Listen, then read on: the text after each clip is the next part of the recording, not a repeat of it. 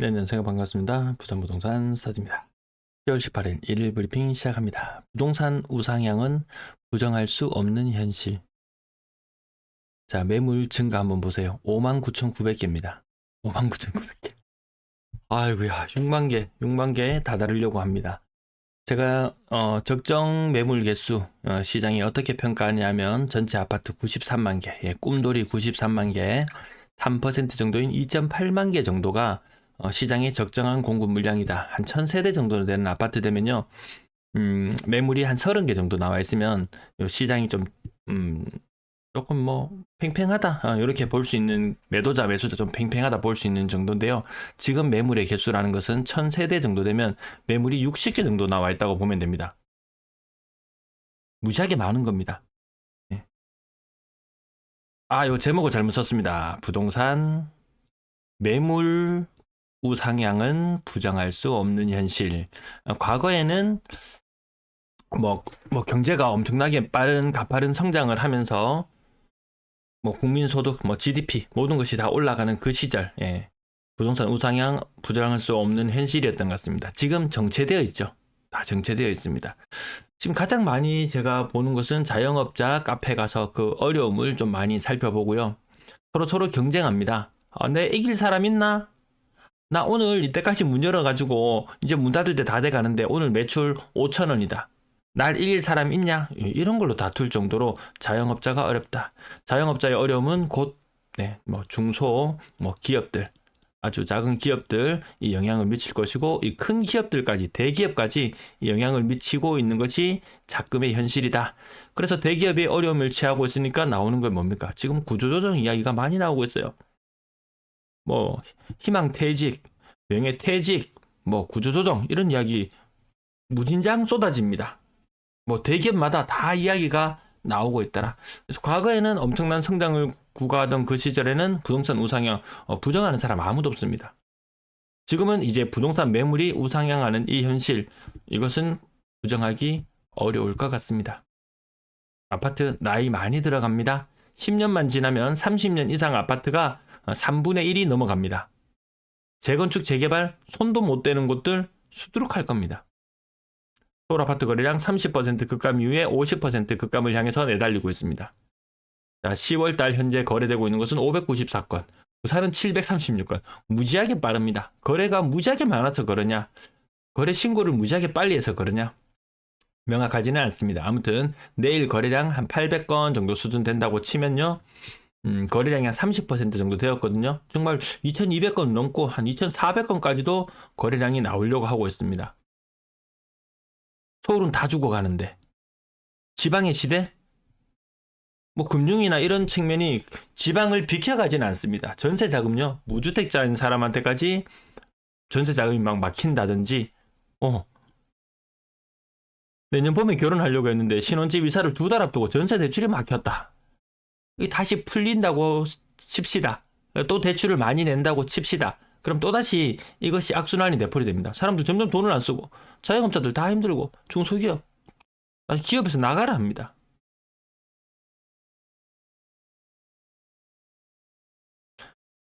아무튼 대출이 전방위적으로 막히고 있는 이 상황 속에서 지방광역시만 승승장구하기는 어려운 상황인 것 같다. 아마 내년이 되면은 전세자금 DSR 아마 연초부터 이거 두드려 맞기 시작하지 싶어요.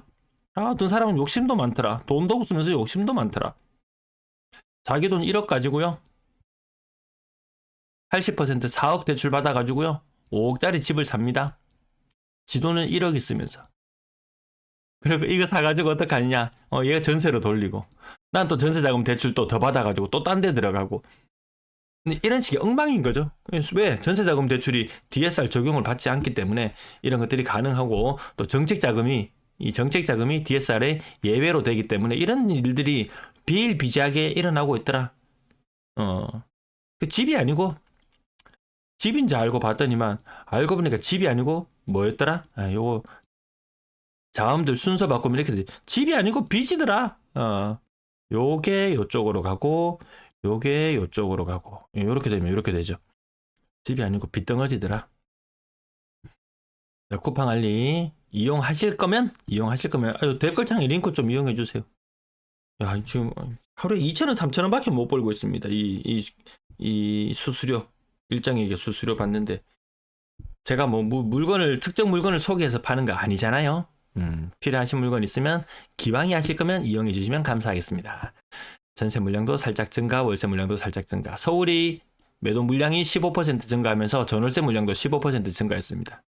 부산은 매물이 얼마나 증가했나요? 몇 퍼센트? 연초 대비 5만 개에서 6만 개면은 연초 대비 매물이 20% 증가. 즉 매물은 정말 부산이 압도적으로 증가합니다. 20% 증가하는 동안 임대 물량은 22,000에서 16,000이니까 10%, 25% 정도 감소했습니다. 요거 다시 늘어날 거예요. 저는 그렇게 바라보고 있습니다. 아무튼 지금 물량이 많이 줄었다 하는 수준이 지금 월 평균 거래량의 3배 수준인 한 9,000개 정도 수준. 요 정도 수준이 있습니다. 전월세 시장은 뭐 사실 좀 그냥 팽팽하다. 팽팽하다 이렇게 보면 될 것 같습니다. 그나마 좀 뭐 신축이나 이런 선호하는 곳들은 물량이 조금 없는 느낌이 들 것이고요. 구축으로 갈수록 임대도 잘 안 되고 뭐 그런 상황일 것 같습니다. 자, 아파트 거래량 V를 그리려고 하고 있다. 요때 수준의 거래량이 나오려고 폼을 잡고 있다. 무슨 돈으로? 이런 생각이 살짝 스쳐 지나갑니다. 건당 거래 대금도 빠지고 전세 대금도 빠지고 있는 것이 현재의 부산의 모습. 자, 쌍봉 이후에 삼봉을 그릴 것이냐 아닐 것이냐.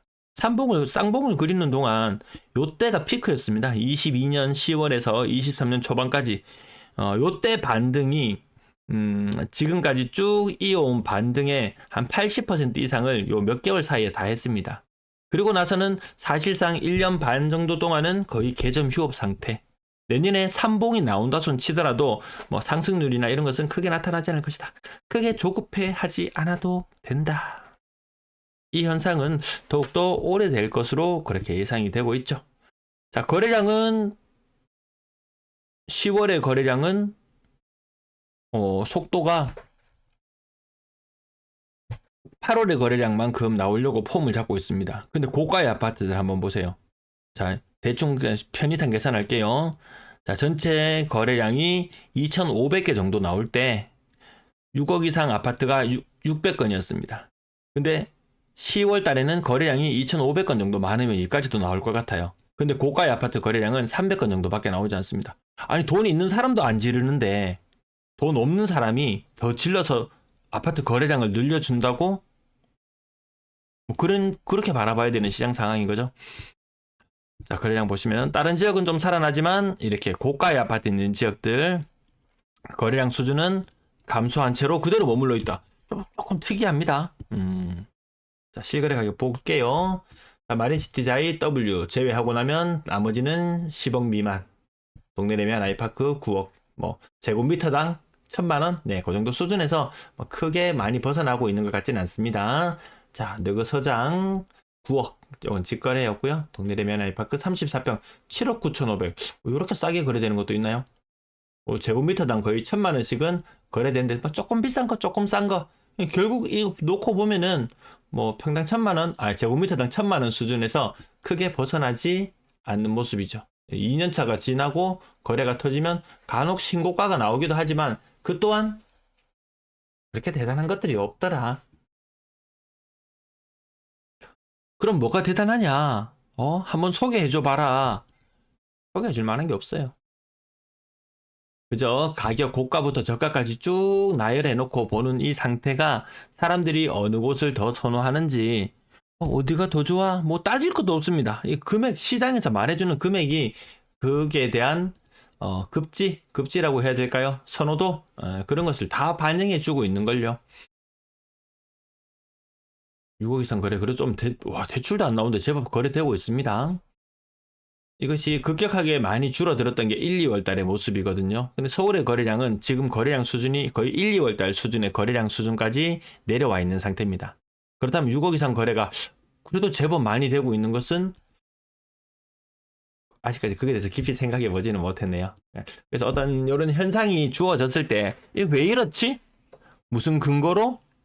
그렇다면 또 그 이후의 방향은 어떻게 될 것인가? 여기에 대한 고민을 하는 것이지 부동산 시장에 정답 한 개도 없습니다. 어떤 댓글러가 와가지고 또 뭐 네 재산부터 공개하고 수익률이 얼마인지 공개하고 또 이러라는 사람이 있는데 저는 제가 공부하고 살펴본 내용을 여러분들에게 시간 절약 차원에서 최대한 알려드리고자 함이지 그거 뭐 따져가 뭐 하겠습니까? 괜히 제 재산 상황 말고 이러면은 굳이 뭐 알 필요도 없습니다. 어디 뭐 대형 한 100만 유튜버 이런 부동산 이런 데 되는데 가가지고 그런 댓글 달면요. 아마 욕먹을 겁니다. 아니, 대꾸도 안 해주죠. 그래서 그런 뭐 대형 유튜버 이렇게 제가 댓글 영상은 내용은 잘 안 봅니다. 이 댓글 사람들의 이 동태를 살피기 위해서 댓글이나 이런 것들을 살펴보면 네가 그때 전문가랍시고 초대해가지고 왔는 사람들이 떠들어가지고 막 좋다고 해가지고 샀는데 망했다 이런 글들도 많이 접하게 됩니다. 아, 이거 뭔데 40% 하락? 이런 것들이 좀 많이 나와요. 40% 하락했는데 39년 차. 뭐 저층 아파트도 아니고 이런 애매한 것들이 많습니다. 5년, 10년, 10년 세월 그것도 금방 갑니다. 완전 뭐 W 이런 거 들어갔을 때도 우와 이거 막 점등식 하고 이런 모습을 봤을 때도 와 싶었는데 아, 용호동 W 이 점등식 하는 현장에 제가 그때 있었는데 와 했었는데 벌써 보십시오. 벌써 6년이 지났습니다. 6년이. 10년 세월도 금방이고 10년만 더 지나보세요. 93만 채의 아파트 중에서 30만 채 이상이 30년 이상 된 아파트입니다. 상상하기가 힘든 그런 모습이 펼쳐질 것 같습니다. 가격 오늘 요 정도까지 짚어볼까요? 네, 더 필요하신 부분은 아파트 투미를 통해서 살펴보시면 되겠습니다.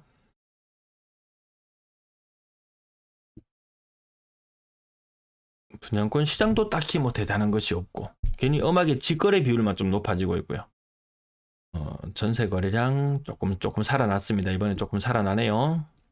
살짝 8월달 9월달 주춤했던 전세 거래량이 조금 살아나고 있다. 그렇다고 전세 가격이 오르고 있느냐? 아니죠. 전세 가격이 다시 빠지고 있는 모양새. 매매 가격과 전세 가격이 나란히 빠지고 있다라는 말씀까지 드리면서 오늘 내용 여기까지 줄일까요? 부분도 제가 이렇게 하면서 많이 말씀드렸던 부분. 근데 시장 금리가 금리 인하할 거야. 성반영 하면서 저희 예상과는 다르게 다시 치솟아 올랐습니다. 근데 웬걸 금리에 너무 민감하게 반응하니까 바로 4억 이상 전체 살면서 이거 한 3억 가지고 1억 대출 내가지고 전세 사는 사람보다요 한 1억 가지고요 한 3억 대출 내가지고 전세 살려고 하는 사람들이 더 많습니다. 네, 오늘 여기까지 마칠게요. 시청 감사합니다.